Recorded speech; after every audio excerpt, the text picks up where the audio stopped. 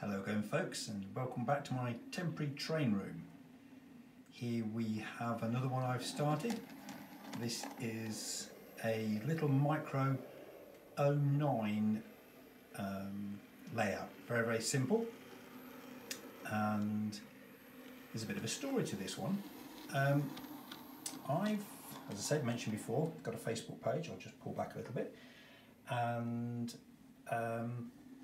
about 3 years ago I had a friend request, and the gentleman said that he had bought a baseboard for it to make a micro layout. Now the baseboard in question is this one here, and he asked me a huge number of questions over the 3-year period, and he never actually got to laying any track or doing anything with it. Anyway, a few weeks ago, unfortunately, he's had a bit of an accident. In fact, he's had a very serious accident, and he's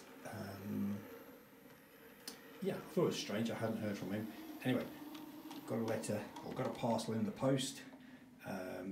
He uses quite colourful language, so I won't quite say what the note said, but basically it was the unmade baseboard, and he basically said, see what you can do with this, because he's going to be in hospital for quite a considerable amount of time. He's broken his back. So I thought, right, okay, and I've been meaning to have a tidy up of all my collection of bits and bobs. So I thought, this is a good opportunity, because I keep saying to my wife I'm going to do it, and I don't. And so right, I thought what we'll do is I will make a little railway, and this is the one that I've started. And I thought what I'd do is I'd use up the pieces that I've got. I'm not going to buy anything. That was the idea. Well, these little, I think they're called Springside, or yeah, the white metal engines. I did buy 6 of those, because I did hear, well, I got 6 of each, and these are the only 2 that I've made up. I did make them up for another layout, but the person who bought that had their own rolling stock, so I left them with that. So I thought, what am I going to do? I did originally, as you can see, if I just pull up over the top there, I know some people don't like this, but I'm on Facebook. I'm on a number of different sites, micro layout sites. So as I say, I had one board from there to there. I think that's around about 300 mil, just under a foot. I couldn't quite squeeze everything in that I wanted. And then I saw the rules and regulations on, well, rules of what a micro layout is in this scale. And even with 2 boards, I'm well in it. So these lovely backdrops here were bought by my father many years ago, and I had them sitting there, and I thought they've got a lovely colour to them. And my father used to make layouts, and he'd call them tabletops. I'm going to come right back now. He just used to call them tabletop layouts. That's what he'd refer to them as. And I thought, well, if I'm going to do one, I want it to be self-contained, and so that's what I've done. So 2 of those baseboards, I bought another one, so I did buy another baseboard, and then I've just mounted those 2 together on a piece of MDF, put them on adjustable legs, and I've used the front. The Watson & Jones is the front of one of my tray layouts, but I've just used that just to give it a bit of a framework. Now, I've had these for quite a long time, these controllers. Didn't pay a lot for those, $9.99 actually. You don't get the batteries, but you get that forward and reverse controller there, and it works very, very nicely. And you get the battery pack. So I thought that's great, and I've not tried one before, so I thought, yep, I'll try that. And you can get a really nice slow speed. It will go actually slower than this. I think my fingers just interfered with the camera work then. It can go slower than that, but what I didn't intend this to happen, but if I bring the camera around here, obviously on the straights you can see the little engine pick up speed, and when it gets to the curves, because they're reasonably tight, actually that one is smoother, it's this one here, you can see that's going to disappear through that building there, and I'm not quite sure what I'm going to do on the left hand side yet, but there, if you see that, look, it's slowing down there because it's obviously friction on the bends.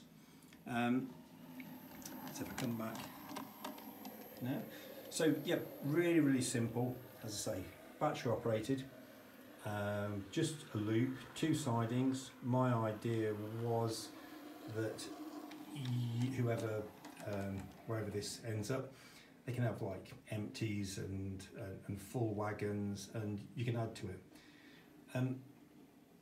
I wanted I wanted a more realistic looking river. I thought, you know, I always like to, I don't like my layouts to be on the flat. I like to give them a little bit of height, and so that's why I've mounted those two boards like that. The polystyrene, you can see that's going to be made up on the left there. Obviously that needs, the road needs to follow on through there, so that's what that's going to do. And then there's a couple here, a courting couple. There's going to be a tree there, I think. That's intentions at the moment. And then obviously here you can see that building sort of hanging there. I'm going to have to build the ground up there.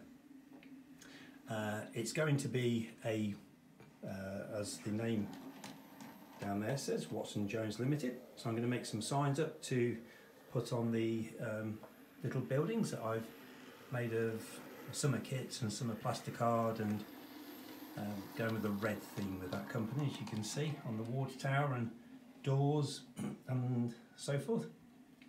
And yeah, hopefully when it's finished, well, I've already got some nice bids on this one on my Facebook channel, and the idea is the winning bidder will